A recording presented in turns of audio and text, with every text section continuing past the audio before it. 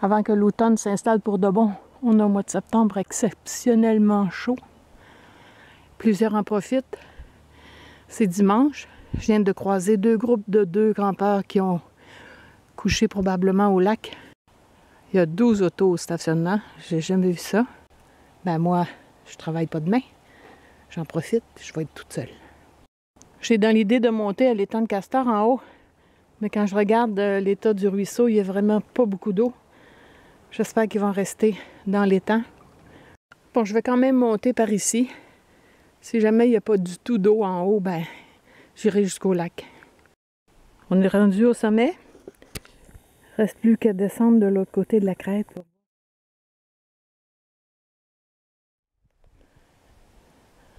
Par ici. Il reste un peu d'eau, vraiment pas beaucoup. Habituellement, ça va jusqu'aux arbres. On voit la hutte.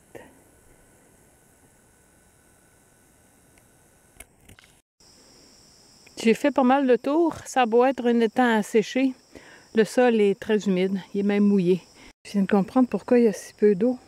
Le barrage est détruit. Il y a une grande brèche ici. La structure interne du barrage, d'un côté de la glaise accumulée, de l'autre des branchages empilés. Et malgré tout ça, ça n'a pas tenu, mais je pense que c'est un barrage abandonné. Il n'y avait plus de castors dans la hutte depuis un bout de temps.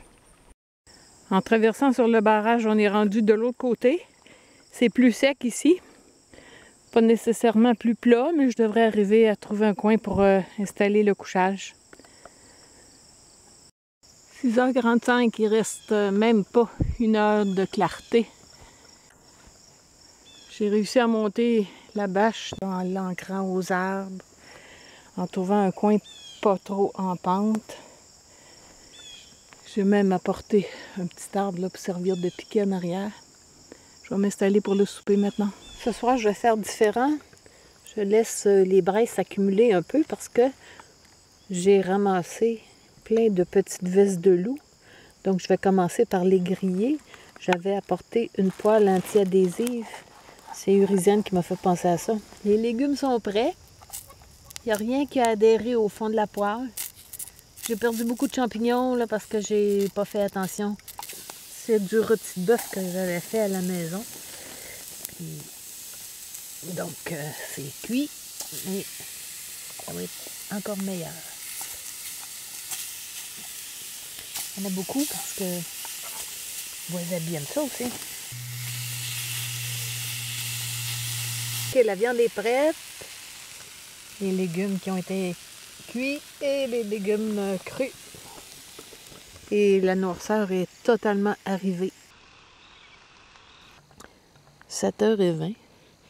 Il n'a pas fait plus froid que 15, mais c'est très très humide.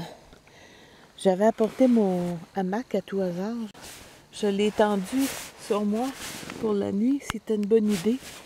D'abord, ça coupe l'humidité et puis ça empêche que mon sac de couchage vienne en contact avec la toile qui est très mouillée. Ouf, pourquoi me lever tout de suite? Je vais attendre que la brume se dissipe un peu. C'est comme s'il avait plu. Il est 9h moins quart. La brume est encore très épaisse, mais il y a comme un petit soleil qui veut se montrer. C'est plein d'herbes sèches. On pense que ça pourrait servir à allumer le feu, mais en fait, elles sont mouillées de rosée. Dans des cas comme ça, c'est bien utile d'avoir une réserve d'allume-feu. Ah oui, j'ai tout ce qu'il faut ici, là.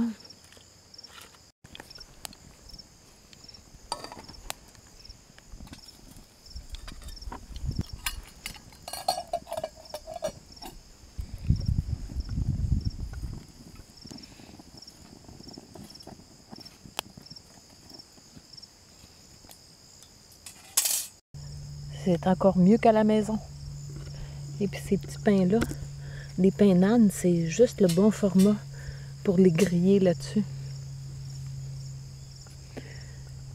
La brume est toujours là. J'ai pas l'impression que ma chemise va sécher. Mais je vais profiter du temps qui passe.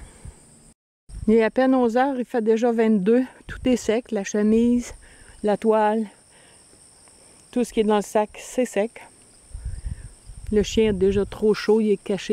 Un mot à propos de l'eau, donc même s'il en restait un peu ici, c'est bien difficile de s'approcher parce que c'est tellement vaseux. Même le chien ne voulait pas y aller. Je suis allée sur les roches là-bas pour remplir son bol.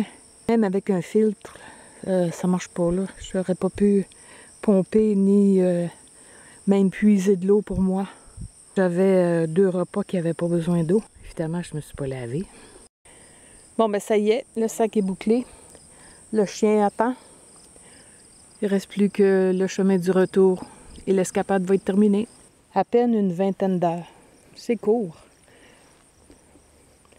Mais c'est une des raisons pourquoi mon sac est toujours prêt. J'ai juste la nourriture à ajouter et l'eau.